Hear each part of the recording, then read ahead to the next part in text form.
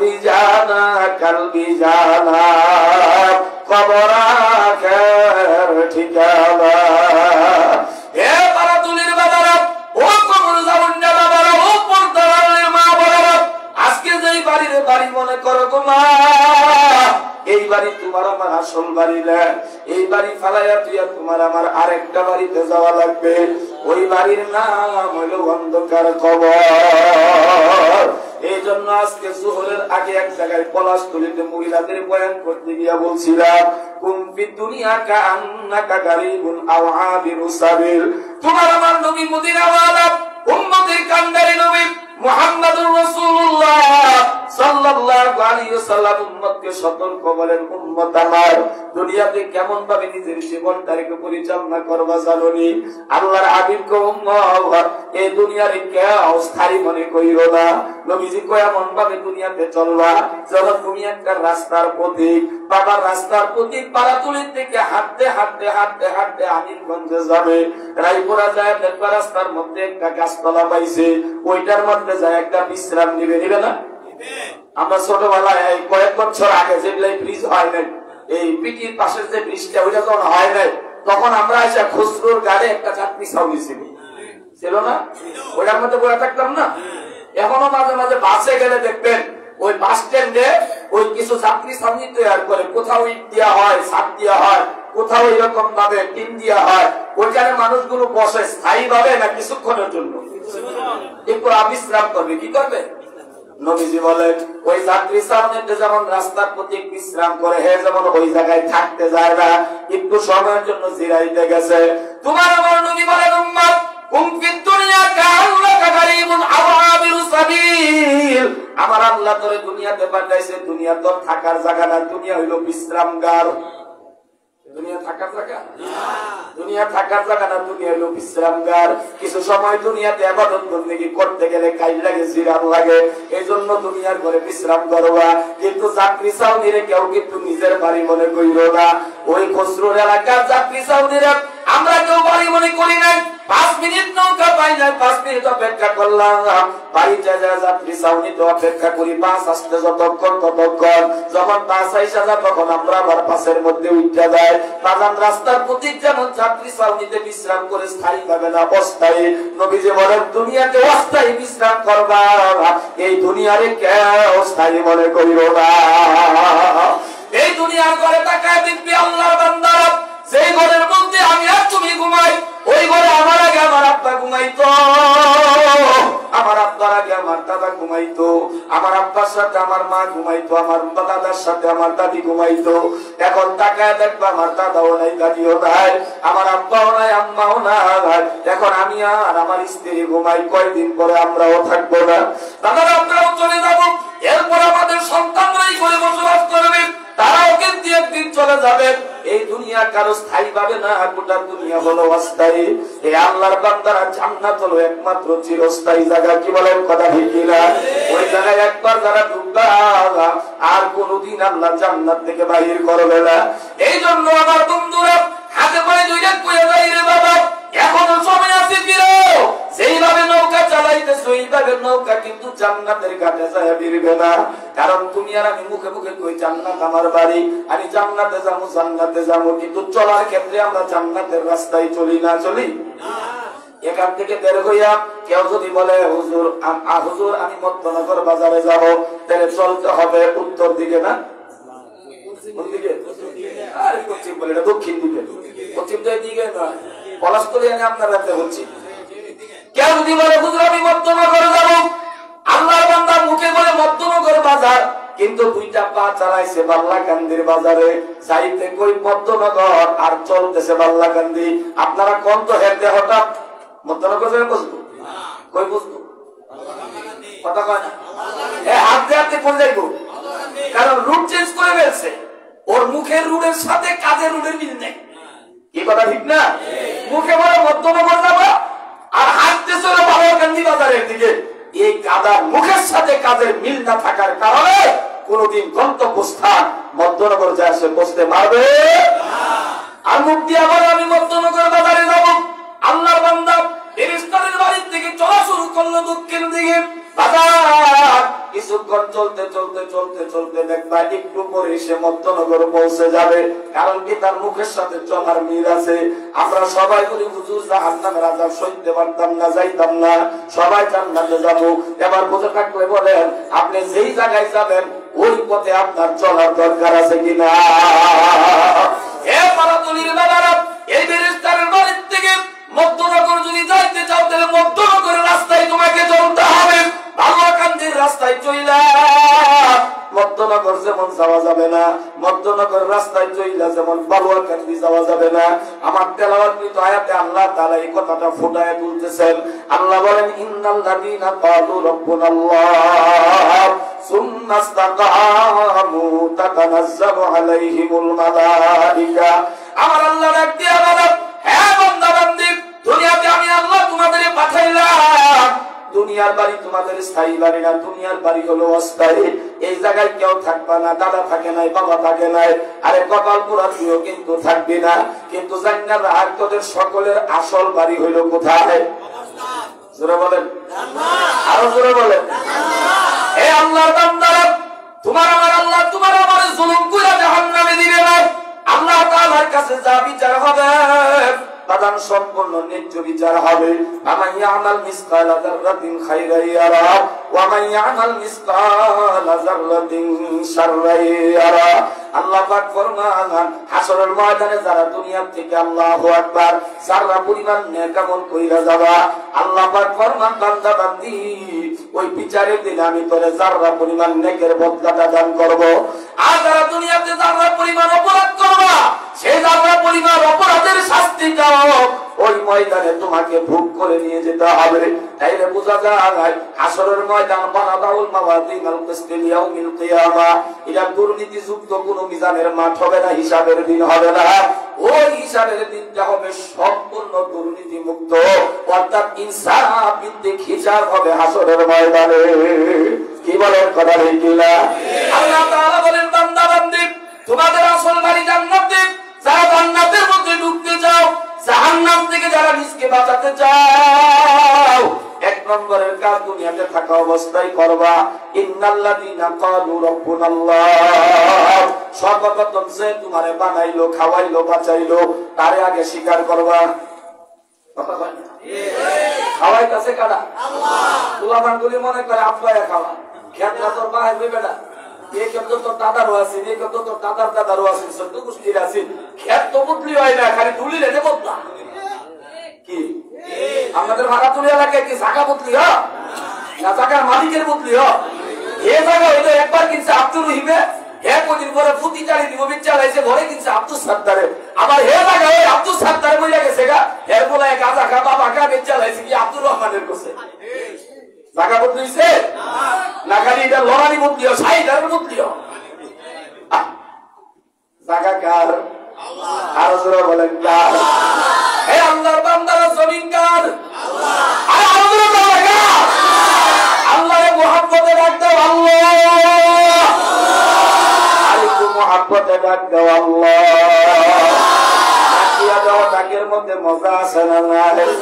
তারা ভাওনা মনে করবা বেড়াই মা, আর যারা মাওলারে ডাক দিয়া মজা পাও মনে করবা ওরা সুস্থ। আল্লাহ আল্লাহ क्या मुबारक नाम है, अल्लाह अल्लाह आशिकों का काम है, अल्लाह अल्लाह ए जसीदी निस्बताम चिरो शक्कर में गुनाह जानम तमाम, अल्लाह अल्लाह बोलने वाला बना दो, अल्लाह अल्लाह आशिकों का काम है। এবার বুঝে থাকবে বলো আল্লাহর নামে মজা আছে না নাই? এক কদম মুরাদ আজকে আমার আল্লাহ আল্লাহ করে ডাক দেওয়ার মতো একটা টাইম পাও না, অথচ তুমি তাকায় দেখবা তোমার বাড়ির ছাদের কোনায়, স্কুলের প্রতিষ্ঠানের ছাদের কোনায়, আর রেন্দি গাছের ডালার মধ্যে, মসজিদের ছাদের কোনায় মধুপোকার বাসা, কিন্তু মধুপোকা গুলো বাসার মধ্যে থাকে না। সকাল বেলার থেকে ওরা ক্ষেতের মধ্যে সরিষার ফুলের গাছের কাছে চলে যায়। তুমি যদি জিজ্ঞেস করো রে মধুপোকা, তোর বাড়ি তুই আমাদের মসজিদের ছাদের কোনায়, তুই ওই রকম এত চমৎকার বাসা বাড়ি থুইয়া তুই কিসের জন্য জমিনের মধ্যে আইছো, ফুল বাগিচার মধ্যে আইছো, বধুবোকা বলবে মাওলানা তুমি জানো না এই ফুলের মধ্যে যে আমি কি পাই, আমি যেই জিনিসের লাগি সারাদিন ঘুরি রে বধুবি, ওই জিনিসটা আমি সরিষার ক্ষেতের ফুলের মধ্যে পাই। এই জন্য বাড়ি চারি সব মারাইয়া তুইয়া ওই মধু সংগ্রহণ করার জন্য আমি সরিষার ক্ষেতে আইছি। এই আল্লাহর বান্দারা একটা বধুবোকা সরিষার ফুলের মধ্যে মধু আছে এটা বুঝে, কিন্তু আল্লাহ মাখলুক, আল্লাহ শ্রেষ্ঠ সৃষ্টির শ্রেষ্ঠ জীব, মানুষ কোন জিনিসের মধ্যে মজা পাওয়ার কথা এটা বুঝে না। আসলে একটা মানুষ আল্লাহর ডাকের মধ্যে মজা পাওয়ার কথা ছিল, কিন্তু কেন পাও না? বাজার বেড়াইমা হয়ে গেছে, এই জন্য মজা পাও না। যদি সত্যিকারের সুস্থ মানুষ হইতা, আমার আল্লাহর একটা ডাক দেওয়ার মধ্যে এত মজা পাইতা, দুনিয়ার কোন কিছুর মধ্যে আর এত মজা নাই। কি বলেন কথা ঠিক না? এই জন্য আল্লাহ বান্দারা তোমার আমার আল্লাহ বলেন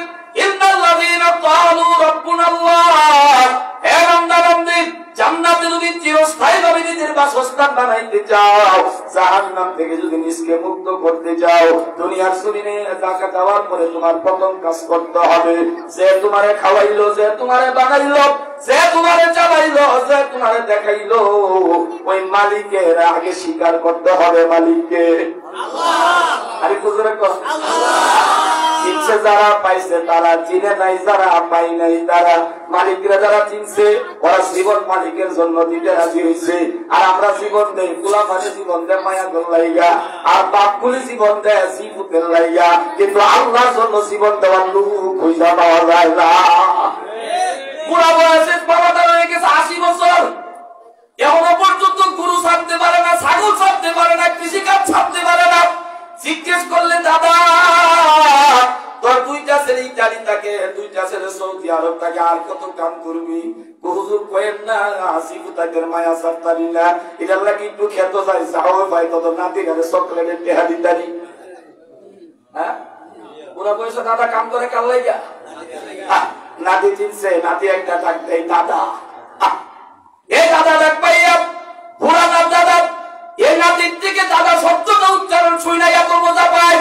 পুরা কোন কোন শীতের মধ্যে খেতে যায়, খেত নিরাইতে দেরি করে না, কয়টা টাকা আসবে জমিন থেকে আর নাতির চকলেট কিনা খাওয়াইবে, পালোয়াকান্দি বাজার থেকে রোববারে মুরালি কিনাই না এক সপ্তাহের জন্য দিবে। খা দাদা তোর ডাকটা বড় মজা লাগে। আরে ও বুড়া, দুনিয়াতে নাতি চিনছো, নাতির লাইগা পাগল হইছো, ছেলে চিনছো, ছেলের পাগল, ঘর চিনছো, ঘরের পাগল, আর যারা আমার মাওলারে চিনছে ওরা হইলো আমার মাওলা পাগের পাগল। আসে তারা মিল্লাত মাযহাব জুদা, আসে তারা মিল্লাত মাযহাব খোদা, মিয়ানে সে কমা সুক চরম জিগেস কিরামান কাতিবিন রাহান খবর দে। ইয়া ইলাহি मुझसे मुझको दूर कर, ताकि देखो मुझ में तुझको एक नजर। यार इलाही तू मेरा मासूक है, यार इलाही तू मेरा महबूब है। ए बारातुलिन बाबारा बयान शुरू ना बाबारा, ओ पंतरालिर बाबारा, যারা চিনছে তারা পাইছে, যারা চিনে নাই তারা মাওলারে পায় নাই। আরে কত বড় সালেম আর কত বড় মাস্টার ছিল, কত বড় নেতা ছিল ফেরাউন না। এই ফেরাউনের মতো লোক আমার আল্লাহরে চিনে নাই, কিন্তু তার ঘরের ভিতরে একটা স্ত্রী ছিল হযরত আসিয়া, সে আমার মাওলারে চিনছে। এবার আপনারা কত আল্লাহর ফেরাউনে পাইছে না আসিয়া পাইছে? তা আসিয়া কারে চিনছে? আর ফেরাউনে কারে চিনছে? ক্ষমতা ফেরাউনে কারে চিনছে? ক্ষমতা। এই জন্য ফেরাউনে কয় আনা রাব্বুকুমুল আলা। আসিয়া তুই স্বীকার করলো না করলো, আমি তোর আল্লাহর চাইতে আরো বড় আল্লাহ। এবার হযরত আসিয়াকে ফেরাউন একদিন ডাক দিয়া বলে, হে আসিয়া, দেশের মানুষগুলো আমারে আল্লাহ মানে, আমার মনে একটা কষ্ট, তুই আমার ঘরের বউ হইয়া আমারে আল্লাহ মানুষ না, খোদা মানুষ না, এই জ্বালা যন্ত্রণা আমি কই থুমু? এবার আসিয়া ডাক দিয়া কয়, ও স্বামী ফেরাউন না, শোনো, আল্লাহ হিসাবে আমার কলবের মধ্যে আমার মাওলারে জায়গা দেওয়ার জন্য যা জায়গা ছিল সব পইরা গেছে, এই জায়গায় কোনো খালি নাই। গোটা জায়গাটা আল্লাহ হিসাবে আমার অন্তরে আমার আল্লাহ দখল করে ফেলাইছে। তুমি যদি আমার কলবে জায়গা নিতে চাও, আল্লাহ হিসাবে দেওয়ার কোন সুযোগ নাই, জামাই হিসাবে দিতে পারবো। দিলে হিটা নাও, হিটা দিতে পারা কি কথা ঠিক না? হে ভাগ দেওয়ার কোন কায়দা নাই, হে ভাগ তো তারে দেখাইছি। বলেন কারে? আল্লাহ বলেন ওয়াল্লাযীনা আমানু আসাদ্দু হুব্বান লিল্লাহ, যারা মুমিন ওরা সবচেয়ে বেশি কলবে কারে জায়গা দেয়? আরো জোরে কয় না? ওরা বলে এখন আপনারা বলেন ফেরাউন না মুমিন? জায়গা দিছে কারে? ক্ষমতারে। কারে? আর আসিয়া? আসিয়া মুমিন। আসিয়া কি মুমিন? জায়গা দিছে কারে? এবার ফেরাউন না আমার আল্লাহ মানবি না তো সাইজ কইরা লামু। আসিয়া কো কুতুর সাইজ করবি তোর দূর আমার জানা আছে। তোর সর্বশেষ পাওয়ার হচ্ছে আমার দুনিয়া থেকে বিদায় করে দেওয়া, এর চেয়ে বেশি দেওয়ার কোনো পারবে না। এবার ফেরাউন না ডাক দিয়া বলে আসিয়া তাহলে শুরু হয়ে যাবে। এবার আসিয়া ডাক দিয়া কয় ও ফেরাউন না সবই শুননা রাখ, আল্লাহ আল্লাহ হিসাবে আমার কলবে জায়গা দিতে গিয়া তুই যদি আমার জীবনটারে শেষ করে দেয় কয়বার শেষ করবি? আল্লাহ যদি আমার জীবনটা 100 বার দেয় আর তুই যদি 100 বার আমার জীবন শেষ করো, আমি 100 বার মরতে রাজি আছি, কিন্তু আমার কলব থেকে আল্লাহ সরাইতে রাজি না। তুমিও মুমিন দাবি করো, সাইনবোর্ড লয়ে ঘুরো, বকরিদের বেলা ওটা করে বলছে বকরিরা খাও। আর ফেরাউনের স্ত্রী আসিয়াও মুমিন ছিল। তোমার মতো পাকফাররা যদি বেহেশত দিউন লাগাই হিলারে কোনটা দেওয়ার দরকার? হ্যাঁ, ফজরের নামাজও নাই, জোহরও নাই, আসরও নাই, মাগরিবও নাই। মন চাইলে শুক্রবারে আই, আপনারে বছরে 2 বার ডুবে। ঠিক আছে না নাই? বছরের নামাজি আর সাপ্তাহিক নামাজি, কিন্তু আশেকে খোদা না? কথা কয় না আশেকে খোদা? কেউ বা আশেকে ব্যবসা, কেউ বা আশেকে বউ, কেউ বা আশেকে ক্ষমতা। হয়তো নেতৃত্বের ক্ষমতায় লোহা পড়ে নামাজ ছাড়লি। দেখেন না আমাদের দেশে বিচার আচার হইলে কয়টা ফাতি নেতা নামাজ পড়ে? এটার ভিতরে আল্লাহর মোহাব্বত নাই দিকে নামাজে আসতে পারে না। আর জানার ভিতরে আল্লাহর ভালোবাসা মোহাব্বত আছে। হাজার মিটিং হলো রবের কুচ্চুটি পায়ে সেজদা দেওয়া মুমিন ছাড়তে পারে না, মা ছাড়তে পারে না। কি বলে কথা? মুমিনের পরিচয়, মুমিনের দিলটা থাকবে কার ভালোবাসা দিয়া বলা? কথা কয় না জোরে বলো, কার ভালোবাসা দিয়া? অনেক যুবকরা মাহফিলে বইছো, যদি কারো লগে লাইনম্যান থেকে দেয় ওয়াজ শোনার পরে যদি রাত্রে 12টা বাজে তোমার খাতিরের লোক কয় সাইদাবাদ আইও, তুমি কইবা কেমনে যাবো? 7টা-8টা মাইরা বইয়া লইছে রাতের বেলা খালি ঘুম পড়ে কেমনে যাম? পাগল হইলে কি বুমসুম মানে রে? কি পাগল কি বুমসুম মানে? হ্যাঁ কবো কি এর বুমার সুম হ্যাঁ তারা দেখা করলে আমার লোকেরা একদম আচ্ছা আচ্ছা একটু ওয়েট করি, একটু ওয়েট করি, একটু ওয়েট যাইতো না রাত্রে 12টা বাজে। কিসের ভালোবাসা গেল? কুদুনি ফসা গান জামাইয়া একটু আলাইকা হয়ে গেলে এই যে সাইডে 8টারে চয়েস করছ বেটা, এক ফোলায় কয়টার লোকে লাইন করছ জানোস না? একটু অপছন্দ হইলো যে এইটা চয়েস কর 8টারে ধরস।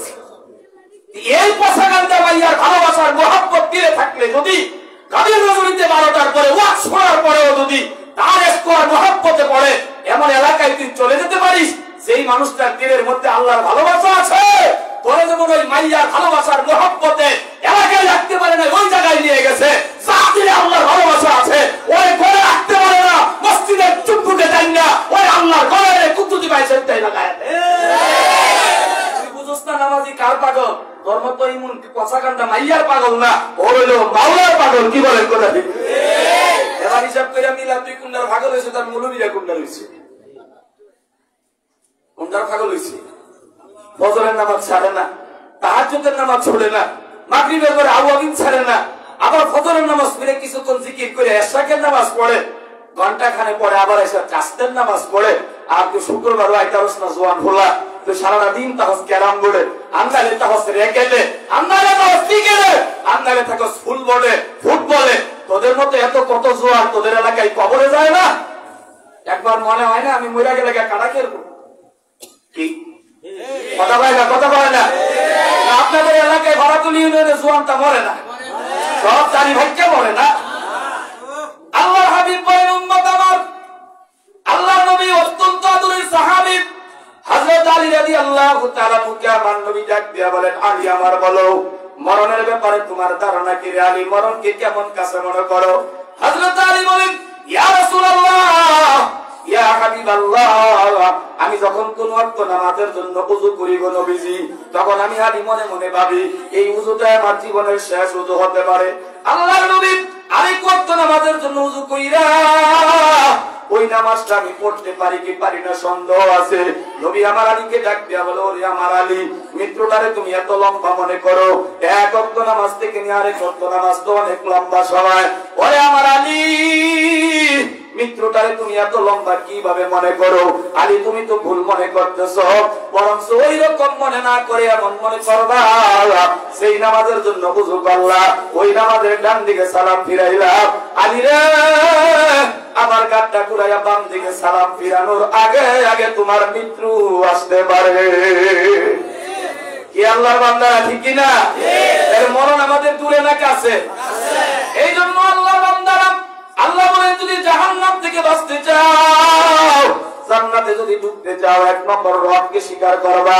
ইন্নাল্লাযীনা ক্বালু রাব্বুনাল্লাহ, যারা এই কথা স্বীকার করে আমার রব আমার আল্লাহ, আল্লাহ তাআলা বলেন সুম্মাস্তাকামু, এরপরে এই কথা স্বীকার করার পরে যারা এই কথার উপরে নিজেকে আমলে জড়ায় ফেলেন, অর্থাৎ আল্লাহকে আল্লাহ মানার পরে আল্লাহর কথা মতো যারা জীবনটাকে পরিচালনা করে, পাঁচ ওয়াক্ত নামাজের মালিকের সন্তুষ্টির জন্য যারা পড়ে, এইরকম ভাবে আল্লাহর বিধানগুলোর উপরে যারা পূর্ণাঙ্গভাবে আমল করে, আল্লাহ তাআলা বলেন বান্দা বান্দি আমি আল্লাহ ওয়াদা করলাম তোরা জাহান্নামে যাবি না, বরং মরণের আগে আমার রহমতের ফেরেশতারা আইসা তোর বাড়ির দরজায় এসে তোর এরকম ভাবে স্লোগান দিতে থাকবে, আল্লাহ তাকাবু ওয়ালা তাহজানু, হে আল্লাহর পাগল, দুনিয়াতে আল্লাহর পরিচয় পাইয়া আল্লাহরে আল্লাহ মান্না আল্লাহর কথা মতো হুকুমগুলো দুনিয়াতে পালন করেছো, নাফরমানির মধ্যে নিজকে জড়ায় দাও নাই, আমার আল্লাহ তোমার সুসংবাদ দেওয়ার লাইগা আমাদের তোমাদের বাড়িতে পাঠাইছে। আল্লাহ তাকাবু ওয়ালা তাহজানু, তুমি ভয় পাও না, টেনশন কইরো না, ওয়াবশিরু বিল জান্নাতিল্লাতী কুনতুম তুআদুন, আল্লাহকে আল্লাহ মানার পরে আল্লাহর কথা মতো জীবনটারে চালাইলে আল্লাহ তোমাদের যে জান্নাত দেওয়ার ওয়াদা করেছে, ওই ওয়াদা কি তো জান্নাতের সুসংবাদ দেওয়ার লাইগা আমরা রহমতের ফেরেশতারা তোমার বাড়ির দরজায় হাজির হয়ে গেছি। সুবহানাল্লাহ। এইজন্য আল্লাহর বান্দারা, তোমার আমার মালিক কেমন যেন তোমার আমারে দেখেন, হ্যাঁ বান্দা বান্দি, সেদিন তোমার কেউ ছিল না, সেদিন ছিলাম আমি, মাঝখানে দুনিয়ার বন্ধু বান্ধব সন্তানাদি জমি জামা ক্ষমতা পাইয়া এখন তোমার কাছে পর হইয়া গেলাম আমি। আমার মনে রাখো, যেদিন তোমার কেউ রবে না ওই দিন রব আমি। সময় করে বান্দা বান্দি আমার কাছে হাজির হবা তুমি। এই কথা ঠিক না? কেউ ছিল আল্লাহ ছাড়া? আবার দুনিয়ার থেকে বিদায় হয়ে কবরে চলে যাবেন, পাবেন আল্লাহ ছাড়া? আসতে পারে কেন? তাহলে যে আল্লাহ মার পেটে আমারে খাওয়াইলো বাঁচাইলো, এত সুন্দর করে সাজায় গোছায় চমৎকার চেহারা দিয়ে দুনিয়াতে পাঠাইলো, এরপরে খাওয়াইতেছেন উনি, বাঁচাইতেছেন উনি, সব কিছু উনার দেওয়া, আমার দেহে যা আছে একটাও আমার না, সব উনার দেওয়া। উনি এটার মধ্যে পাওয়ার রাখলে আমি দেখি, উনি এটার মধ্যে পাওয়ার রাখলে আমি শুনি, উনি এটার মধ্যে এরকম চালাইতে থাকলে আমি বলি, উনি ইটারে ঠিক রাখলে আমি কাজ করতে পারি, উনি পা ঠিক রাখলে যদি প্যারালাইসিস না দেয় তাহলে আমি চলতে পারি, তাহলে আমার সম্পূর্ণ দেহটার রিমোট কার হাতে? আমি কিন্তু বলি না, কিন্তু এটা রিমোট কার হাতে? এটা আপনি নিয়ন্ত্রণ করেন না, তো এটা নিয়ন্ত্রণ করে কে?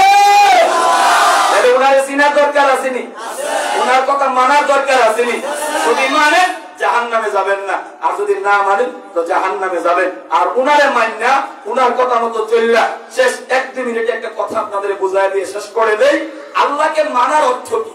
আমাদের এলাকায় পোলাপান বিয়া করলে শ্বশুর বাড়িতে যায় যখন জামাই এই চিহ্নে পোলারা কি কর হুজুরে যায় ইমুকের মেয়ে ইমুকে আপনাকে স্বামী বলে গ্রহণ করছে, আপনি কি বলেন? উনি কো আলহামদুলিল্লাহ, অথবা কাবিলতু, অথবা বাংলায় বলে আমি গ্রহণ করলাম। ছোট্ট একটা শব্দ বলেন তো, এই কাবিলতুর ভিতরে শুধু স্ত্রীটা বউরাই পাইলে এতটুকু না, তার অনেক জিম্মাদারি নিতে হয়?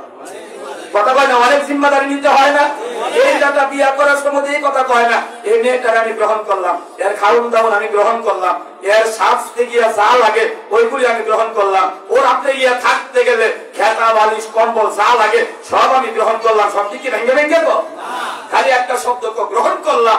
এই গ্রহণ করার ভিতরে মাইয়া পালার যত দায়িত্ব আছে এখন কার উপরে? কথা কয় না? থাকার জায়গা, খাওয়ার ব্যবস্থা, পরনের কাপড় চোপড়, সাজনির সরঞ্জামাদি, একটা শব্দ মাত্র ইউজ করেছে কাবিলতু, এতটুকুর ভিতরে যদি ওর সব জিম্মাদারি হতে পারে, রব বলে যারা বললা লা ইলাহা ইল্লাল্লাহ, এর ভিতরে তোমার সব কার্যক্রম আছে। লা ইলাহা ইল্লাল্লাহ মানছো তো নামাজ পড়বা, লা ইলাহা ইল্লাল্লাহ মানছো তো রোজা রাখবা, লা ইলাহা ইল্লাল্লাহ মানছো তো পর্দা করবা, লা ইলাহা ইল্লাল্লাহ মানছো তো হালাল খাইবা, হারাম থেকে নিজেকে বাঁচাবা। কি বলেন কথা ঠিক কিনা? এরা মানে নাই, বিয়া করে নাই, এর ভাইয়া বলার জিম্মাদারি নাই। এই জন্য দেখেন না আমরা জুমার দিনে হিন্দু বেড়ার দোয়ারতে গিয়া মাথার চুলকালি, কিন্তু হ্যাঁ জুমার নামাজের দাওয়াত দেয় না। কেড়ে দেয় না? এ তো এখনো পর্যন্ত বিয়েই করে নাই, তো কাম করবো কি লেগে? কি কথা ঠিক না? কিন্তু কোন মুসলমান যদি ওই চুল কাইতে আসার সময় হের করে বইয়া থাকে চুল কাটবার লেগা, হেরে কইয়া দিই চাচা আচ্ছা কিন্তু শুক্রবার দিন আল্লাহ রাস্তা মসজিদে যায়, কথা পায় না? কি কথা ঠিক কিনা? ঈমান আনার পরে আমাদের কিছু কার্যক্রম আছে না নাই? ওই কাজগুলি একটা ছেলে বিয়া করার পরে বউর যা কার্যক্রম আছে সব ঠিক মতো দিতে পারলে সংসারটা শান্তি। আর যদি একটু এলোমেলো করে তাহলে বেলানো করে ভাত খাওয়ান লাগে। এই কথা ঠিক না? এই আল্লাহরে আল্লাহ মানার পরে আল্লাহর কথা মতো যদি আমরা সব কাজ করতে পারি তাহলে দুনিয়াও শান্তি, আগেরাতেও